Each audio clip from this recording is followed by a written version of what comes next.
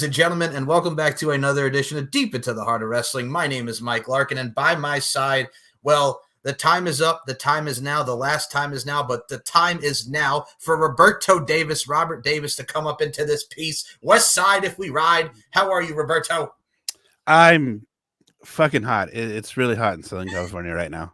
I'm fucking hot. 6:20 p.m. and it's 90 degrees. What the hell? At least it's not 98 degrees, or if it's not 100 degrees, man, get all juvenile and pop and rap all up in this piece. Y'all know what I'm saying. 400 degrees, back that ass up. All right. Speaking of backing it up, I need to back up right now because the demon is in the house. I'm talking about the one, the only demoness herself. Come to caress, put your soul right in that motherfucking hole. The demoness, Nicola McDonald. How are you, Nicola? Hello. Yeah, I'm good. How are you? It's not as hot as where it is there. UK, we don't get. It's like rain. Our summer's just rain now. Is it like rain on your wedding day, Alanis, over there? Isn't it ironic? Don't you think? Don't you think? A bit sad, isn't it? It's sad, isn't it? So, brubs, we are going to be doing a special show. Now, you're going to be seeing clips in this of us reacting to, and I figured we'd touch upon this since it is Slammiversary month. TNA, my goodness gracious, 22 years of Impact Wrestling from 2002 out of 2024. It's amazing just to see how TNA has come so far, and especially now with the NXT TNA relationship, and especially what happened last night of this recording. The Rascals are back together. How happy you guys? Yes.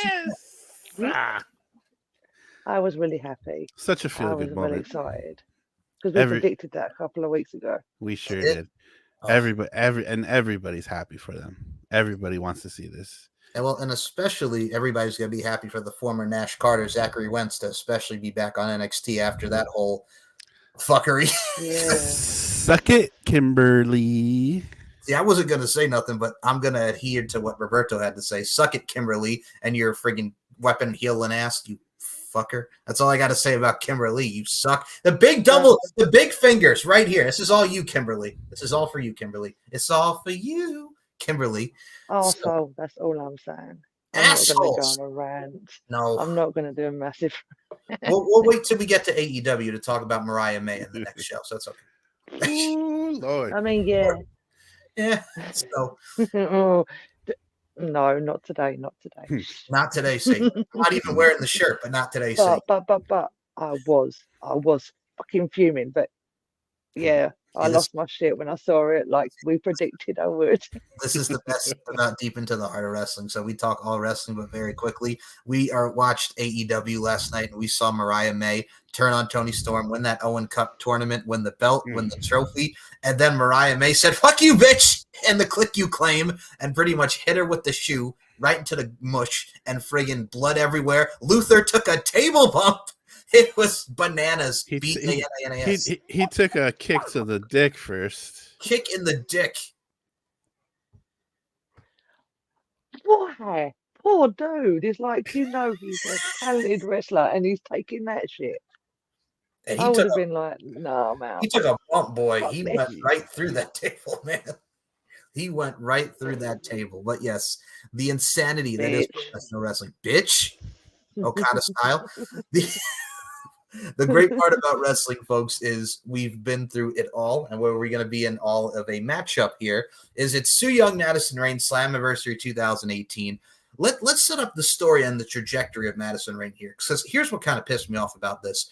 Nicola and I at the time were pissed off Impact fans, as it was known. Impact Wrestling fans, because we saw Madison Rayne come in, and the fact of the matter is that she's going for the Knockouts Championship at Slammiversary 2018. We're like, if they have this woman win. No. And because everybody's pissed because we're thinking, all right, they're going to end the reign already. Madison Rayne's back. Madison Rayne, 5-time Knockouts champion. And I know you remember this too. Like, I was pissed. Shout out to Jorge and Chef. They were pissed. You were pissed. Everybody was pretty pissed. It was like another one of them, she's back again. Let's they better not give her the title because everyone was known for coming back. And then it was a title run. So it was like, no, you're not doing this to Su Yung. Fuck right off. So, yeah, I was raging, I think, back then. Still am now. Well, the thing, too, is, and I'll bring this up to you guys. So, Madison Jane's trajectory of her career at this point. So, she goes from, I mean, even before this, like was only around like sporadically. Like her and the Beautiful People feuded with the Dollhouse, and for those that remember the Dollhouse, Taryn Terrell, Jade, aka Mia Yim, our girl, Marty Bell, legend, Marty Bell, legend, Rebel, aka Rebby, definitely legend, Rebel from AEW, Dr. Britt Baker's Rebel. And the Menageries Rebel with Crazy Steve, our boy Crazy Steve, and Ducks. Yeah. Legend, Rob legend, Terry. and legend. Yep, and Rob Terry. Yeah. The Freak. The Freak. No, yeah, legend. I'm messing 100% legend. Well, so Matt, what happened at the time was they were in the Dollhouse and they were feuding with the Beautiful People. This is when the Beautiful People turned babyface. And right after this, Taryn Terrell would leave TNA. And Awesome Kong would take over after she and Gail Kim were feuding with the Dollhouse. And then Awesome Kong turned heel, and then she got released, and that was the end of Awesome Kong because her run with the Dollhouse didn't last long. And do you want to know why? You remember why she got fired? I know exactly why she got fired. Okay, Robert, do you remember why she got fired? I don't remember. Rebby Sky, the incident in the back when she choked Rebby Sky, that got her fired. Oh, yeah. Forgot about that one. Stupidest reason to get fired. Because she choked Rebby. Probably deserved it anyway. Oh, she did, but Rebby more than likely. More than likely, but yeah, that was the end of Awesome Kong in TNA. But I want to ask you guys because I mean, around this time she was appearing sporadically. We had the Beautiful People Dollhouse feud. Nicola, what were your thoughts even back then of watching the Beautiful People in the Dollhouse, especially with Rebel in the mix, Taryn Terrell turning heel, and that run with Madison Rayne? I kind of was more with the Dollhouse than anything else because obviously at the time, like I said, out of all of them, I liked in the Beautiful People, I preferred the other two, not Madison. So I preferred it when she wasn't in it because that happened for a little while, didn't it, as well? Yeah, well, that was my thing too because like when you think of the Beautiful People, everybody still talks about Angelina Love and Velvet Sky. And let the pigeons loose. Taz, let the pigeons loose. Madison Rayne, 100%. You know what it is too? And she made her debut in 2008, and Madison Rayne being a part of the Beautiful People, I'm like, okay, this is new, but I will say this. I refuse to acknowledge the Lacey Von Erich run. And yes, Lacey Von Erich is a cutie beauty, but that was not my favorite run of the Beautiful People. It was missing Angelina, and we know she had a visa issue at the time, but Lacey Von Erich and the Beautiful People I could have done without. Because with a name like Von Erich, you would think like she would be good because her last name is Von Erich, and she comes from the legendary Von Erich family, but no, not so much. Lacey Von Erich. Bleh. I give it the thumbs down for Lacey Von Erich. Great, beautiful lady, but no, wasn't it for me. I think we definitely could have done without that whole situation. The whole situation. But yeah, so around this time as well, Madison Rayne goes on to commentary, besides being in creative, as we mentioned in our last show. We did mention at the time that she was a part of the creative team, and you can thank as a big part of that creative run of Laurel Van Ness, Braxton Sutter, and Allie in that wedding, baby boy. She's part of that, making that creative thing going in the creative team. Yes, Madison Rayne, you son of a gun with your creativity. That is the only reason. There's any respect there whatsoever. So I want to ask, because again, with her legendary status, I mean, she is, because the stuff with Gail Kim too is the Killer Queen. But I've always viewed the other two, like Nicola mentioned, as the main focal point of the Beautiful People. So I ask you, Nicola, because 2016 we're in the reckoning here. What were your thoughts of her on the commentary, being with her hubby dubby, love it, Josh Matthews on the commentary team? It used to annoy the shit out of me. I hated it. It was like, what the fuck? It's bad enough listening to him. Now we're listening to her. She used to punk him too, and it was just kind of when I first saw them on commentary together, I didn't realize they were married until like way later. Yeah. But I was just like, why is she talking? Why are you taking this from her, Josh? She was owning his ass live on it, and it was fucking annoying. But you funny fucking weenie, get some balls. And then when I found out they were married, it was just like, oh, makes sense. Makes sense. Okay. Yeah, like you are so a weenie. But no.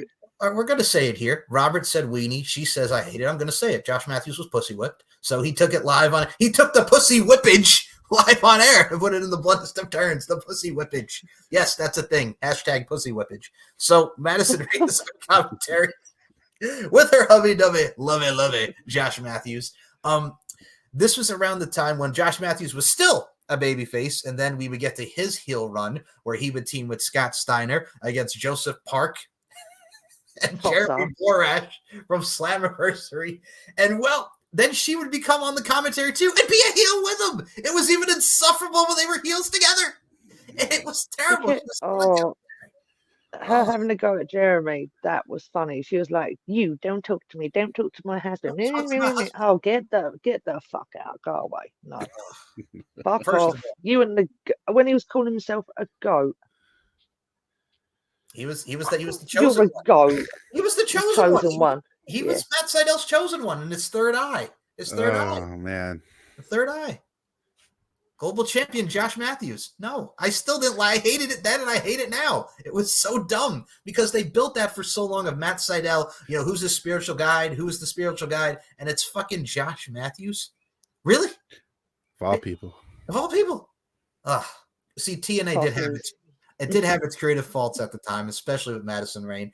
So Madison Rayne goes from being on the commentary, then she's back in the ring. She was in the ring with Laurel Van Ness and Casey Spinelli, who was one of the Undead Brides, like we mentioned as we watched the Maid of Honor.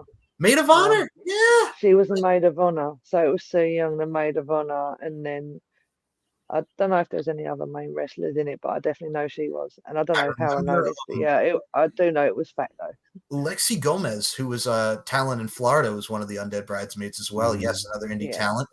But yeah, that was great just to see a lot of the indie talent extras becoming bridesmaids. Because how cool is that? Your extra work, what are you going to be doing? Oh, I'm a bridesmaid. I'm undead. It's cool. Just walking around. You know what? My ideal job. Yeah. Seriously. Perfect. Yeah, I'd be great at that. I wish. Anyway. No, you're fine. So we go from the bullshit commentary realm and then the pussy whippage, as I mentioned, ladies and gentlemen. Then we get to Madison Rayne. She's offered a tryout. She goes to the tryouts for WWE at the Performance Center in late 2017. So I wanted to get your guys' thoughts on this as well. And Roberto, I'll start with you before I get to I remember this over here, because I know the venom is coming and I can't wait for it. But I got to start with you, Roberto Davis, because you got some venom inside of you. It's controlling your mind like corn, that evolution, Robert Davis. What were your thoughts on Madison Rayne getting the tryouts for WWE? She goes. It was just kind of like, oh Lord, I hope this doesn't happen. But if it does, great. I mean, as you can tell, if you haven't been able to tell here, we aren't the highest on Madison Rayne, and we have our reasons. We do. And yeah, it was just like, oh Lord, help us. Not Janis Joplin, oh Lord, won't you buy me a Mercedes-Benz, but oh Lord, please help us. So, oh Lord, please help us. Oh, help us, oh demoness. What were your thoughts on the announcement of in late 2017? She's on commentary. She's wrestling a little bit. She was on creative team. She took over for Christy Hemme, who was also on the creative team at the time. Legend. Yes, another legend in Christy Hemme. We love us some Christy Hemme. What were your thoughts on the announcement of Madison Rayne going to take some tryouts, going to the WWE Performance Center? Well, I'm going to say this really quickly because you mentioned Christy Hemme. Yes. And I'm going to use his normal name. The story with Samuel Shaw and her was fucked up, and I've only brought that up because obviously of what he's doing now, but that was one amazing fucking story. Sorry, anyway. No, I got to add on to that because this one taking it back. So for those who don't remember, Roberto, I know you because you're 6 sons of bitches, and I wouldn't have you any other way. I love you both. So us three sickos, we are sickos. We are sickos. Well, our sicko loving selves. Remember the storyline of Samuel Shaw, now Dexter Loomis, who is now a part of the Buzzard pack there of the Wyatt Six. Let's go. So if you thought Samuel Shaw couldn't play creepy, hello. So Samuel Shaw, who was a part of the Gut Check at the time, the way that they introduced him back into the storyline before he feuded with Mr. Anderson in the ambulance match, and we're going to get to that. But Samuel Shaw had a date with Christy Hemme, and then the best part about it, Christy Hemme sang his theme song, watching you. Like she did. I didn't know that. She got his theme song. That's the one singing on it. Yeah. And he's obsessed with her. And then we find out because Mr. Anderson's getting to the bottom of this. His mom's name is Christy, and he's in the basement. And I'm like, all right. So my thing was good. So much more. The doll in the wardrobe that looked identical to her. He's the creativity with him is just amazing. No matter like with what he's doing now and then, that he can make like everyone called him creepy bastard. That was a chant. Everyone was chanting. I think that's a fair assessment. Yeah, it literally was. But that's how he come across. And generally, I actually sat there going, "Fuck no, you're not a dude I want to mess with. Not in the slightest. Like I'd run that way." And now what he's doing, I'd run that way now as well. Yeah, even faster. Hey, buzzard guy. Hey, buzzard. Well, that's the funny part is I'm sitting here laughing, listening to the two of you. It's funny because people would make fun of it back in the day, like, "Oh God, what are they doing with this story?" I actually thought it was really cool. To be fair, I did too. I like it's different. I thought it was awesome. It's American Psycho meets Dexter. It's Dexter. How funny we're mentioning that because he would go on to become Dexter Loomis. But like it's creepy. It's psycho. The mom's name is Christy. He's like a twisted mama's boy mixed with he loves Christy Hemme because he reminds her of his mother. It's stuff like that that hooks you in the ambulance match, and then he goes into the insane asylum. And then they brought in Brittany, who would be the counterpart to Christy Hemme. Oh, I remember. Fuck yeah, Brittany. I remember that as well. And for those that don't recall, Brittany was Miss Santana Garrett before she would go and WoW and WWE and all that. You remember Santana Garrett as Brittany, Roberto? Mm-hmm. Yeah, I do remember that. Oh, they put the sickos together. Say it with me one more time. We are sickos. We are sickos. Ah, my goodness. But yes, that was the times of Samuel Shaw and TNA. I'm glad you brought that up because if you're not checking out the Wyatt Six right now, you should. Or if you're not, then everyone should be checking them out. If you're not, then you're an idiot. Go unless you're Chad Gable or Jey Uso. Yeah, hold on. Yeet runs away. Yeet and run. Hashtag yeet and run. Let's go, Jey Uso. Okay. Or if you're Chad needs to. I don't know now. It's like he's gonna die. He's not gonna die. Or after you. I was gonna say there was so much about that. Still, wow, just wow. That's all I'm saying. I was gonna say if you're not liking this or wowing, then you're either Jim Cornette or Vince Russo. The goddamn son of a bitch! What the fuck? This doesn't even make any goddamn sense. Or bro, they're not even gonna get over after 3 weeks because Triple H doesn't know what he's gonna do with them. But Bo Dallas has creative control. Whatever. I think it's just Triple H. He doesn't know what he's doing. A bing, a bang, a banga. So then don't be Jim Cornette or Vince Russo. Just don't be those guys. Don't be those guys. Bo Dallas 10. No. Yeah, but no. Yeah. Burning down the tent. Oh boy. Okay, burn down the tennis racket and let's burn on down to more zombification. Sorry, what was the question? Oh, you're fine. Oh no, the question. I did have a question there. That's correct. Sorry. This is what we do, folks. So the sickos are back on track. My question to you was before we got to Christy Hemme and going down the rabbit hole. See what we did there? Wait, Wyatt, rabbit hole. Yeah. So back to Madison Rayne and her suckage. So Madison Rayne gets a tryout for the WWE Performance Center. Late October, she leaves TNA after her heel run and being on commentary, and the beautiful people before that, Feeding with the Dollhouse. Again, she was around this and then. What were your thoughts on her getting the tryout with the Performance Center? I thought it was great because it meant she fucked off and left TNA because she was fucking boring the hell out of me by that point. And no, but then, you're putting her. No. I was glad she was gone for a little while. But what did I think about it? They didn't want her either, did they? So what was she left doing? All right, so we're gonna get into. So we're gonna get into fuck all. So we're gonna get to the fuck all and the dumbass over here. So Madison Rayne at this particular time, not only does she go for the tryouts, but she signs and competes in the Women of Honor division for Ring of Honor. She is in the Women of Honor tournament to crown the first ever Women of Honor champion for Ring of Honor. She's eliminated by Brandy Rhodes. Yes, that Brandy Rhodes. Brandy Rhodes. Yes. So the ultimate winner of that championship would be Kelly Klein, and then she would lose it to Mayu Iwatani, and then Kelly Klein would win it back. So the ultimate winner of the Women of Honor tournament would be Sumi Sakai, and this would lead to Madison Rayne the night before she faces Su Yung go for the Women of Honor championship against Sumi Sakai, and this is where a lot of fans were pissed. It's like, if she wins the Women of Honor championship and they take it off of Sumi Sakai, the legendary Sumi Sakai, who just got it off of Kelly Klein, and she walks into Impact the next night at Slammiversary with the Women of Honor title and wins the Knockouts championship because this woman was on a tear. She goes from the Women of Honor tournament, the Women of Honor championship match, the Slammiversary match, and then, like Nikla said, before we even get to the match in itself that we're going to be talking about here, folks, and the promos leading up to it, she gets a try with the WWE. She gets in the Mae Young Classic, and her name in that tournament is Ashley Rayne, a combination of her real name being Ashley and Rayne, of course, from Madison Rayne. And she is in the first round matchup against Mercedes Martinez, who we know from her tenures in WWE, TNA, and currently in AEW as a part of the Ring of Honor brand. And she loses in the first round to Mercedes Martinez. And bye-bye, Madison Rayne. Bye-bye, Miss American Pie. She is out of the tournament in the Mae Young Classic. And that was it for Ashley Rayne on WWE television because she never came back. That was it for Madison Rayne. So all the tryouts, the video package led to the one match in WWE against Mercedes Martinez. So we'll start before we get to the Ring of Honor portion. The WWE portion, Roberto Davis, I could see it in your face and I could see it in your eyes and I could see it in your smile. Hello. What were your thoughts on Mercedes Martinez versus Ashley Rayne, Madison Rayne, if you feel so mundane, in the Mae Young Classic? What were your thoughts on the initial news of her being in the Mae Young Classic and that match? You know what? Because I was kind of dabbling all over the place. I remember watching the majority of that Woman of Honor tournament.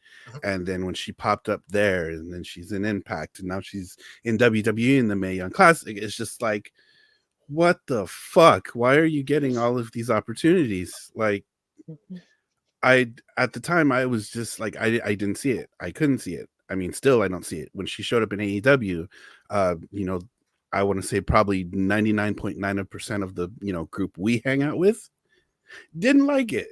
And we still don't. When she paired up with Sky Blue, it was just like, get the fuck away from her. You know, I was glad to, you know, see her lose to Mercedes Martinez. I like Mercedes Martinez. She's awesome. And, you know, as a veteran in the business of 20 plus years, she deserved to win that match. So, suck it. As long as we don't ever see her again as Reckoning as a part of Retribution, I'm okay with that. Please. Martinez, please. Let's not go there. I'll get to AEW in a second because I'm going to compare that to TNA. But I'm going to start with you again here, Nicola, because I can see the rage and you're coming out your cage. Finally, someone let me out of my cage. Gorillas, Glenn Eastwood. So, Nicola McDonald, what were your thoughts on the Mae Young Classic, Mercedes Martinez, Ashley Rayne, as she was, you so mundane? What were your thoughts on Madison Rayne in the Mae Young Classic? It was annoying, like Rob just said. She was appearing everywhere. Why? What the fuck? Seriously, no one wants you to disappear. You're crap, get out of the ring, do something different. Seriously, go fuck yourself, basically. It was irritating, and I was not a fan, as you know. So, yeah, I was glad she got beat. I really was, no matter where she went, fucking dive. This is pretty much Catch Me If You Can, Tom Hanks and Leonardo DiCaprio style. You want to hear a joke? Okay. Knock, knock. Who's there? Go fuck yourself. That's literally what it is for Madison Rayne's, right? Fuck yourself. Fuck yourself. So fuck yourself. Fuck yourself. So we go from her losing to Sumi Sakai the night before Slammiversary. We go from that portion of her WWE tenure, very brief of WWE tenure, even if you want to call it that, back to Impact. And, well, we'll get back to Impact in our story here. So she beats Tessa Blanchard, who we talked about. Like, literally just 10 minutes. Nope, never mind. Tessa is not a puta. She's not. And also the fact still Stephanie of course, is like, I am not dropping this championship to this woman. I'm not doing it. I'm not doing it. Deuces, I'm out. Oh, I'm sorry. You want me to drop the title to who? Who's that? Who do you want me to drop to? No. Oh, yeah. It's okay. Okay, not a fucking chance. See ya. Bye. Not doing it. And it's so funny because I know we joke and we bag, but she's like, that's really all she's getting booked besides the rinky-dink indies here in the States. She's just wrestling at CMLL, and some of the CMLL people don't even like her. And it's so funny because it's the only place that'll book her. Yikes. For how much longer, though? That's the question. Because no one else is going to go after her, are they? Oh, God. And they're going to get pissed off just as everyone else does. Again, such a talent, but her attitude sucks. Sucks. And by the way, congratulations to Stephanie Vicker for signing with the WWE. That's a good get. Because she, again, how funny is that? She out-friggin' wrestles Mercedes Moné, which she did, because she out-wrestled the fuck out of Mercedes Moné.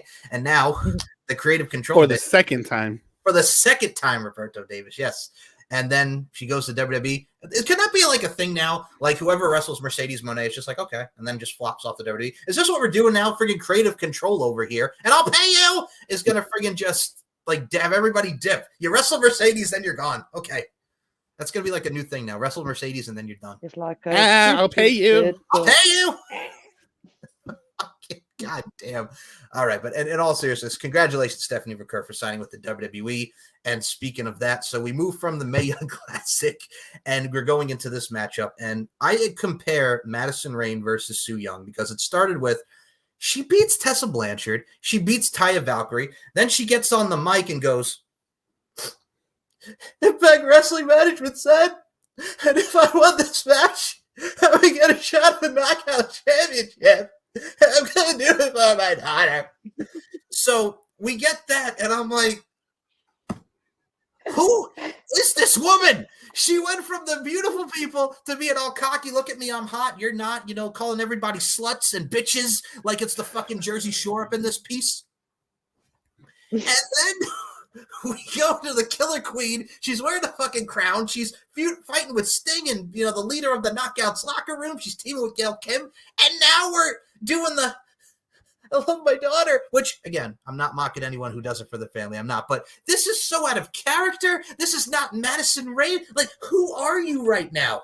Who are you right now? That's exactly what I'm saying. So we go from that, and again, push too quickly, very reminiscent to like Roberto said with her AEW run. She comes in, she beats Layla Gray. She's in a tag team match with Sky Blue, and then she's like, oh yeah, by the way, hey, Jade Cargo, what's up? You and me, TBS Championship on Wednesday. You just got here!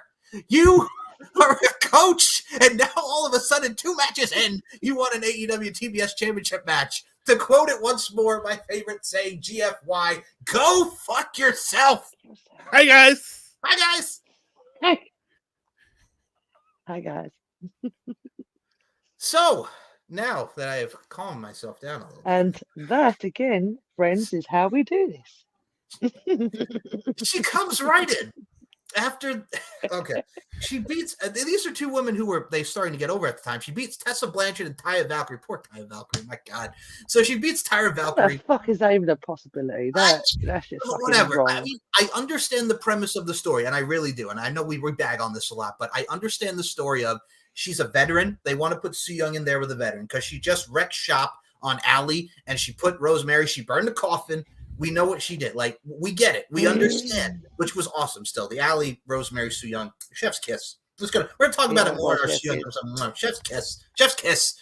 So I felt not only was it like ridiculous, but I'm just like, then they're playing that I'm doing it for my daughter route. And Robert Davis, the babyface turn and the subsequent heel and babyface turns that we've been seeing. I'm going to start with you, Roberto Davis, on this. I don't think you're going to get as wrapped up as I was just there. But what were your thoughts on Madison beats Tessa and Taya Valkyrie? Impact Management said, and going for the Knockouts Championship. Like she's like on her way back, and she's a babyface now, and she's doing it for her daughter, which again, love the family stuff, but doesn't fit with her character. What were your thoughts on this? I mean, you're right. I'm definitely not going to get as wrapped up in it as you are, but I could have, but essentially my thoughts were the same. Like, this is so out of character for her. Why are you trying to make her a babyface? She's a heel. She's been a consummate heel. That's just who she is. Make her the heeliest heel you can possibly heel, Like, what are you doing? Stop it. Stop. The heel is the heels. Oh, I love that. I love that so much. The heel is the heels. I love it so much. Nicola, so emotional illicit reactions evoking emotions. I can't even talk because it was so funny. So the emotions are rumbling. Everything's going. She's putting her heart and soul in this. She's beating Tessa. She's beating Taya. What were on the babyface turn of Madison Rayne, and she came back, and she's on her way back. What were your thoughts of this and her going for Su Yung for the Knockouts title? Right, first, no disrespect to her going for the mum daughter stuff. That's cool. Enough. That's absolutely cool. Yeah, that's 100% fine. It was bullshit. She's a heel, as Rob just said, and as we've just said. She's known for being bitchy and arsehole and know it all. Look at me, blah, blah, blah. And then all of a sudden she's hysterical. But then again, you got to remember, she did have a demon person or Sue Young after her. So of course you're going to be breaking down, ain't you? She's in her head, so it's like. But yeah, by the way, Madison Rayne, you suck doing that, so don't do that again. So they do this, and I mean, much like you said, like there's some people in professional wrestling who can't play the babyface role. It's like when they had Logan Paul be the babyface against The Miz. And by the way, right to you, sir. Like it doesn't work. Like Charlotte, I mean, she started to get into it as the babyface like later on, but she was always just such a natural heel. Like I couldn't see Charlotte as a babyface. I certainly can't see Sasha Banks as a babyface. Money. I'll pay you. So money. There's just some people who just work better. It's like when I'll give an example, like Sting. We love our Sting. So Grandpa Sting up in this piece. We've talked about it. We're about it. Like when they tried to make Sting like a heel in the Main Event Mafia, but I'm like, Sting is still a babyface though, because people don't want to cheer. They'll boo Sting. People don't want to boo Sting. It's like when they tried to make Jeff Hardy heel, even during the Antichrist era. I'm like, I'm not going to boo Jeff Hardy. I love Jeff Hardy. Like you can't make me boo Jeff Hardy. But yeah, so such is life, and say la vie. But we get to what you're going to see a lot of these clips in the show today, folks. We get to the segments because my God, these were just so well done. Madison Rayne looks at the door, opens it. It's this big fucking like forest through the trees, and like, where's it going? And then here come the bridesmaids stalking her, and then that your time has come. Right here, right in the jugular. It was so good. Impact producing the cinema, showcasing the dark side of Sue Young. Madison Rayne acting like she's in a direct-to-DVD horror movie, like it was fucking prom night. I'm not talking about the original with Jamie Lee Curtis. I'm talking about the one with Idris Elba and Brittany Snow in 2008. This was excellent. So, Roberto Davis, I'll start with you on this one once more. Talk about this segment before we even get to the funeral home and whatnot. What were your thoughts on this? Don't walk through that door. I mean, this segment was done so well. You really wanted to scream at her, "Don't walk through that door, you dumb bitch!" And she still walked through the door anyway. It was done really well. I think during this time, Impact and their cinematic. I'm not going to say the P word because I know certain people are listening, and it'll set them off. But the cinematic adventures, if you will, were always done so very, very, very well. Okay, Nicola, your thoughts on this? Don't you walk through that door. So obviously I love cinematic matches. I don't care what anyone says. Come at me. You know who you are. Anyway. I loved the fact that every part of that was something different. You were hooked. You go through that door, there's something scary. And then you got the bridesmaids. But the kid, the minute you turn a child into something evil in front of you, it's got more of a scare factor. So that actually gave a unique scare factor. It like multiplies it by 10 for some reason. Yeah, it does, because it's a little kid. So it's like, and when you're looking at an adult, you're like, that's terrifying. But you do that to a kid and it's 10 times like, whoa, no. And that was the only point of that video that I giggled. I was like, yes, this is my kind of stuff. So the whole thing was awesome. Also, Madison Rayne, there was a circle of bridesmaids. There was a big gap. Why the fuck did you not run through that gap? It was fucking obvious. That's the other thing as well. I hate when there's things obvious. Like, I think you look at it with your mindset like, oh, you can get out that way, or you're trying, and she's just running towards it, and it's just like, dumbass. So what the fuck? Use your head. Use your head. Use your head. So I gotta add on to that before. Dumbass. So I look at it like this, and I'll use another wrestling analogy and euphemism here. Think of like, and God rest his soul, he's one of our favorites, Mr. Bray Wyatt, when he wrestled John Cena in the cage match at the Extreme Rules, and then you had the little kid come out. He's got the whole world in his hands, and that distorted voice. That think of it like that, ladies and gentlemen. Think of it like that. Beauty. That was beauty in itself. Mm-hmm. That was. I love that. You did good.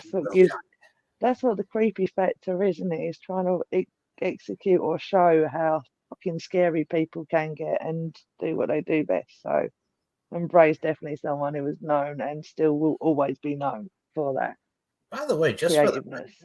just for the record, before we go back into our story here, because we did mention AEW and my bowed up Buck Wildness talking about her running AEW. I'm curious, is she still a coach? Because remember, she was like hired as a coach, right? I think she's still a coach. Oh my god! No idea. Oh my, she's still a coach. She's not on TV, so I like how she goes, no idea, because she wouldn't be She's mad. not on my radar. She's not on my. I love it so much. Oh, the salt is real. The salt is real. Yeah. Well, I think because Tony's paying too many girls now. I'll pay you. He's got a big women's roster, so she can definitely concentrate on just the coaching part. Yeah. So I mean, yeah, Madison Rayne is a coach. That's still like I'm so pissed. This equates to my. You know what it is, and I'll say this to you both because I love you guys, and this is our show. Gosh darn it! So I will say this. I think the AEW one pissed me off even more because again, Su Yung being the creepy factor, but there's also something in the back of your mind. It's like if she fucking beats Su Yung, this makes no fucking sense. So she's got to lose to the undead bride. You know, just the mystique of her. But I'm like, with the Jade Cargill, it made me madder because of like she's like relatively new. Like she's not like Su Yung veteran. We've seen her in Shine all over the place. This woman was like literally new, and you're trying to build this division off this one with such size and prowess, especially what she's doing now in WWE. That made me even madder just because she was relatively new, and I'm like, this bitch just comes out, makes fucking title shots. Go fuck yourself. So that's TNA and my. I really like Jade, and I do too. That's what I mean. I hate it when they pull these stunts of. I am so. I deserve a title shot. No, you fucking don't. You might be a veteran, but get to the back of the fucking line. Let the newer people come up. Fuck you. You've had your time. Let someone else shine. To quote Britt Baker, what line, bitch? What line? What line? So our story goes into more detail after she walks through that door, and she ain't too proud to beg like the Temptations. So she wakes up and we're in the funeral home, like Mikla mentioned. She's in there. She sees all the photos of her as a kid, the photo of her and Josh Matthews. She's in the coffin. Then here comes the dude. You know what I'm saying? Just the funeral director there. And he's like, dodgy caretaker. The caretaker, where you're looking at her like, are you okay? And then he's in the black and white, your time has come. Then she runs this cute little kid, this blonde-haired little girl, such a little cutie. And, have you seen my mommy? And she's like, no, honey. And then she's like, your time has come. Brilliant. It's so good. Brilliant. So good. And then she wakes up, and here come the bridesmaids, and then she's raining blood like it's a bloodbath from the Brood.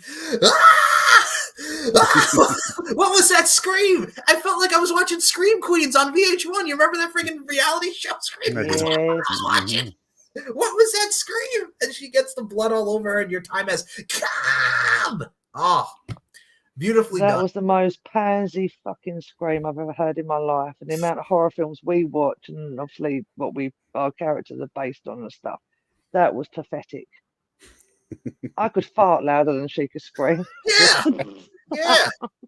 Flatulence reference over here. I could fart more better than you could scream.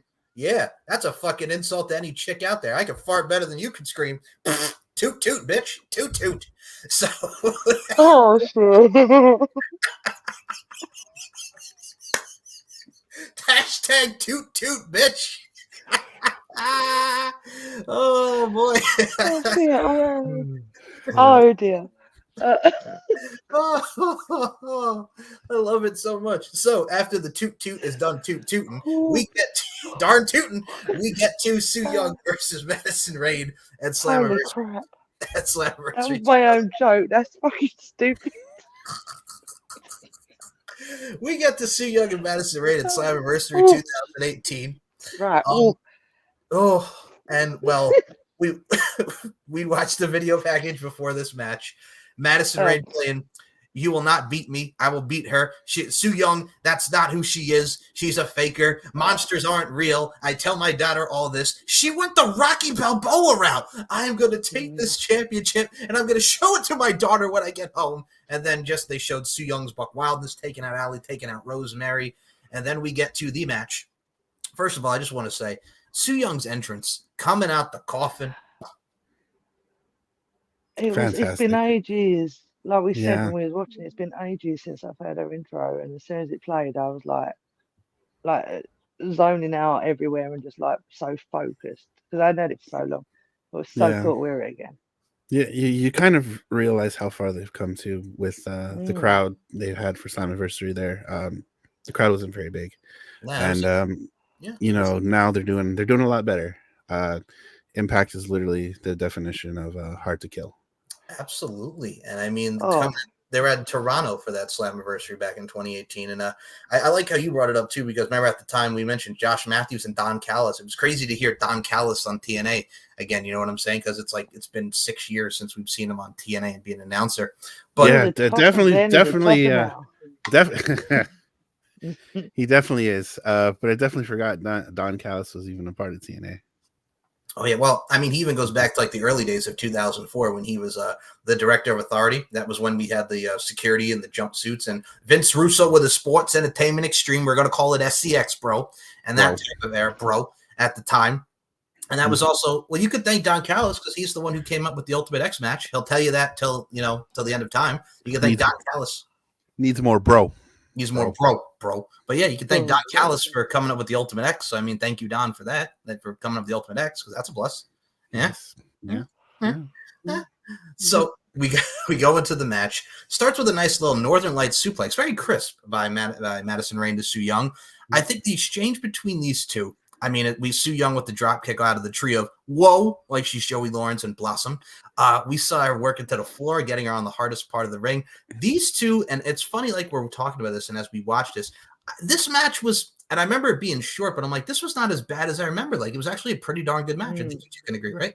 Yeah, definitely. I think 100%. For the match being maybe 7 minutes tops, it was still really solid. I think it showcased a lot of good offense.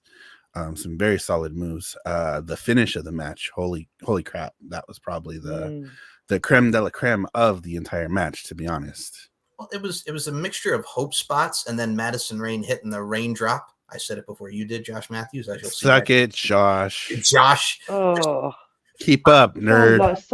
He was such a dickhead the whole time, and it was because he was rooting for his wife. He was rooting for his wife. All of a sudden, someone went, "That's your wife," and he went, "Oh no, where's she going? She's going in the coffin." Yeah, slam the lid. Oh no, sorry, that was just me saying that, not Josh Matthews. My bad. She's gonna be late for dinner, Josh. Yes, don't wait up. Don't wait up. So she's gonna be going to the Mae Young Classic next week. It's okay. She'll be there. Yeah, she'll be out of the undead realm by that point. It's all fine. Maybe. So I left her down now. Interesting note. Now the raindrop. Do you actually know who used to do that maneuver? The one that we saw with the friggin' head, and then she goes back on it. Remember who used to do that move?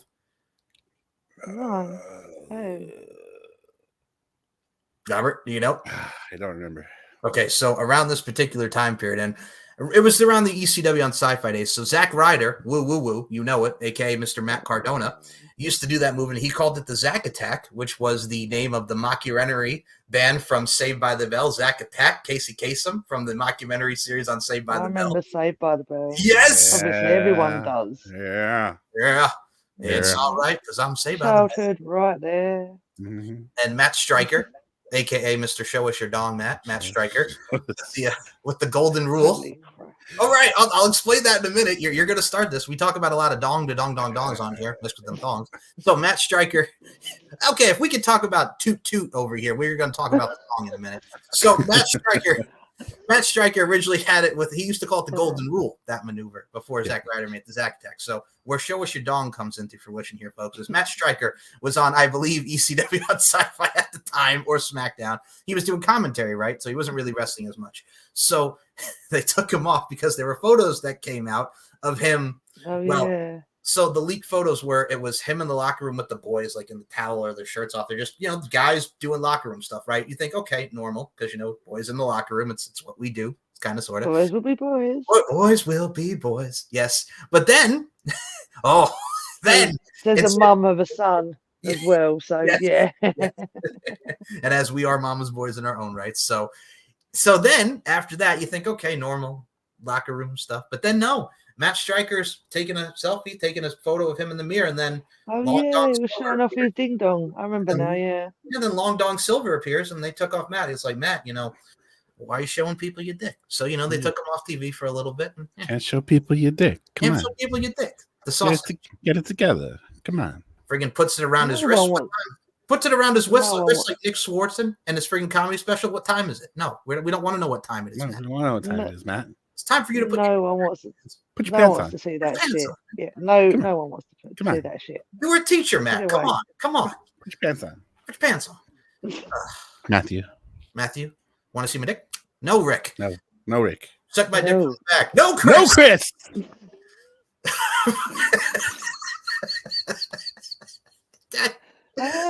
Oh boy.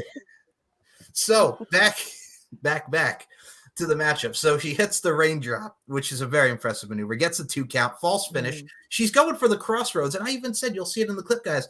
I totally forgot she had the crossroads. That's her finisher back in the day. I totally forgot that. So did I. Yes, and the original maneuver with the raindrop, besides being what we saw, it used to be the old, pretty much what we used to see with the Roxy. Remember Roxy Laveau? Friggin' Nikki Rocks, when she was at the VCAM, the voodoo chick. It was the voodoo drop. You guys remember Roxy Laveau from TNA? Barely. Holy crap. The voodoo chick. Yeah, she used to do that move. Yeah, so, false finish aside, Su Yung locks in that mandible claw, as Josh mentioned, that disgusting, that blood-written, that glove, that disgusting glove. And they had that. I loved how they emphasized that disgusting glove. Oh my God, it smells.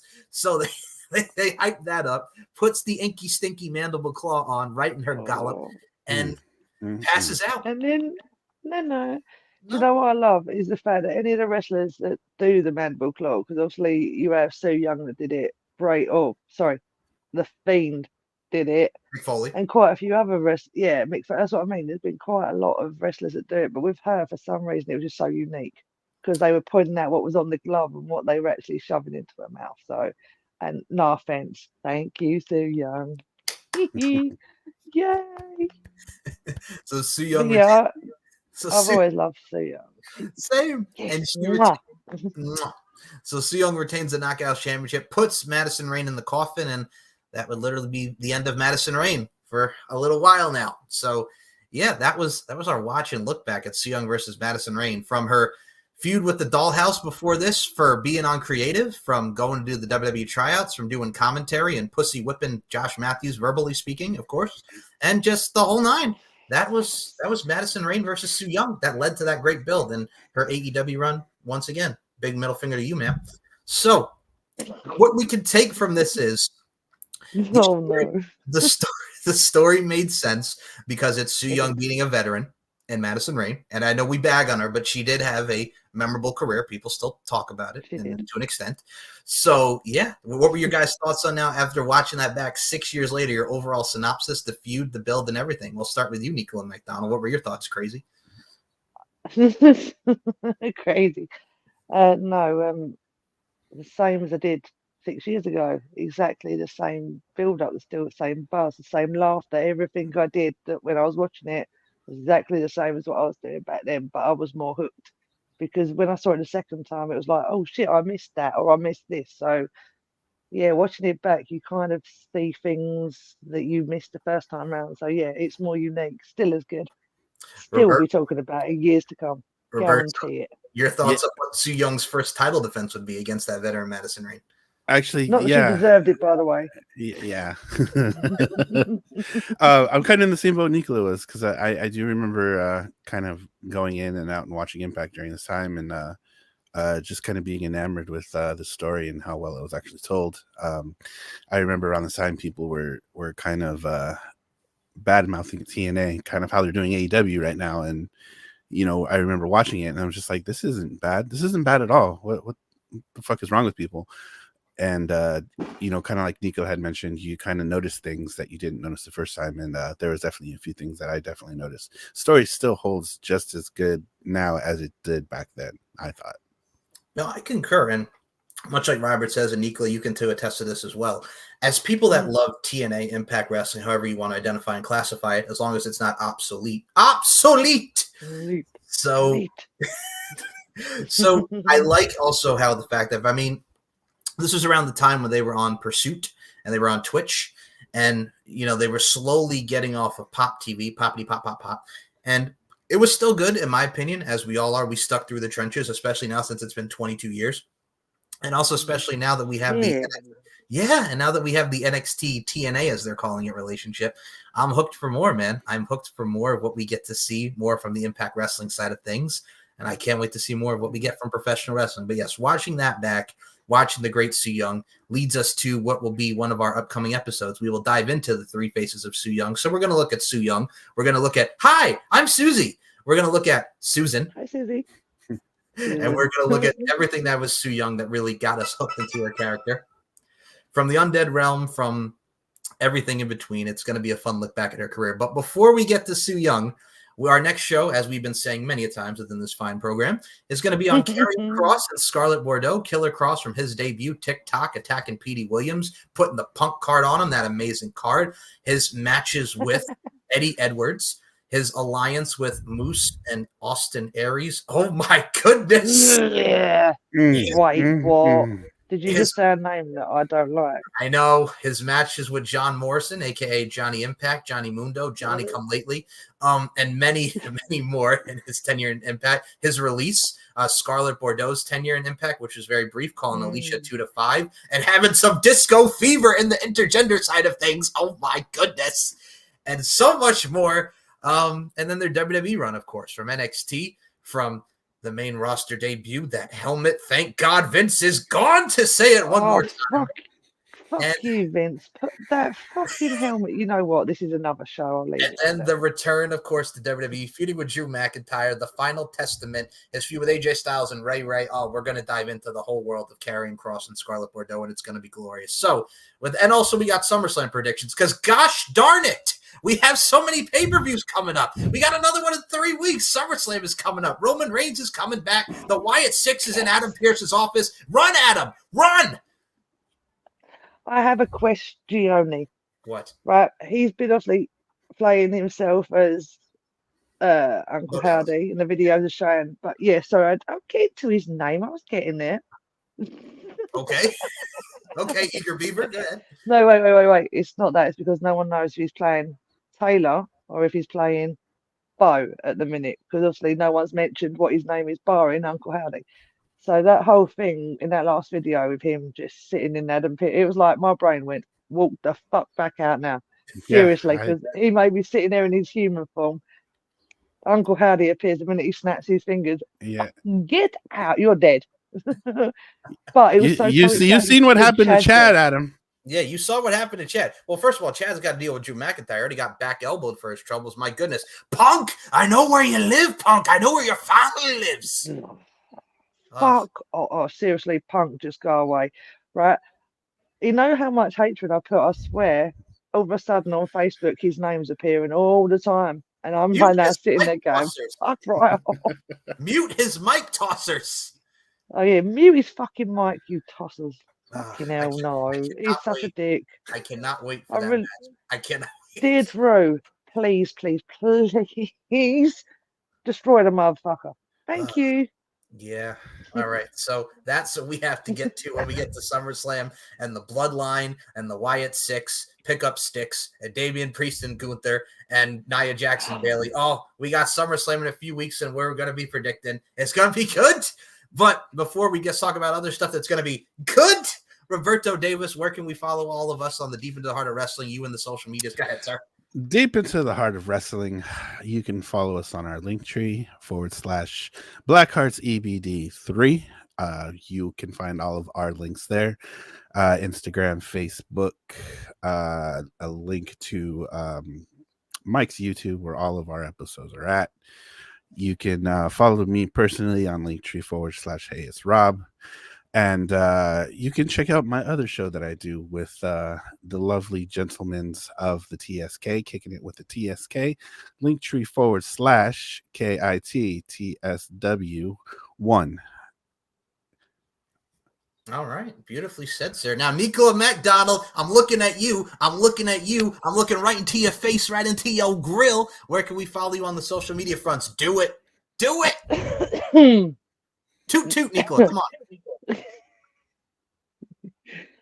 Right, Nicola Mac 853, the Demoness. I got it right. Haha. Demoness on Instagram and in hell. I like that. I got it right. Haha. I like your style, Nicola. Don't look for her. Don't look for her. You don't want to look into that bag. You don't want to. Don't look. I'm gonna get close to that mic like my boy Robert Davis. Wise. Don't look. Don't look. Don't look. Don't open the door. Don't open the door. You dumb motherfucker. Don't open the door. God damn it, you're in the middle of the field. Why don't you run, you stupid bitch? I fucking told you. I see dead people. No,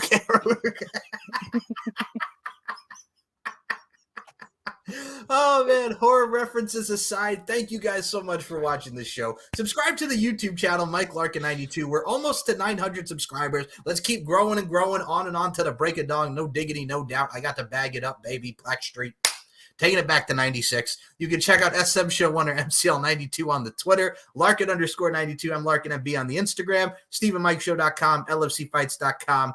And again, once more, Mike Larkin 92. And follow us deep into the heart of wrestling. We're doing the damn thing. Karrion Kross and Scarlett Bordeaux is our next topic. More predictions, more match watching. We're going to be doing a lot of deep diving into these reaction videos and watching and setting up these matches. And I will say this, one of our first matches we are going to watch, because I told these two, there's going to be a lot of Jeff Hardy matches. When we get to the matches point, folks, after we talk about Tony Khan, we are going to be watching the debut match of Brock Lesnar versus Jeff Hardy at Backlash 2002. I know some of you guys may have not seen this. I know, Nicola, have you ever seen this match? No? You ever seen this match or no? I think I have. Okay. Robert, have you seen this match? I have. Okay, so Robert knows. So we are going to be watching the lead up to it from Lita's interaction with Paul Heyman. Paul Heyman going into Lita's bag and pulling out her panties. Yes, that happened! Leading to Brock Lesnar versus Jeff Hardy at Backlash 2002. And, well, I'll probably be doing a Vince McMahon impression on that episode because, God damn it! Well, and all of that and more on more editions of the Deeper to the Heart of Wrestling. For Nicola McDonald, for Robert Davis, my name is Mike Larkin, and your time has come. I'll pay you. Toot toot. Later, Mike. Bye.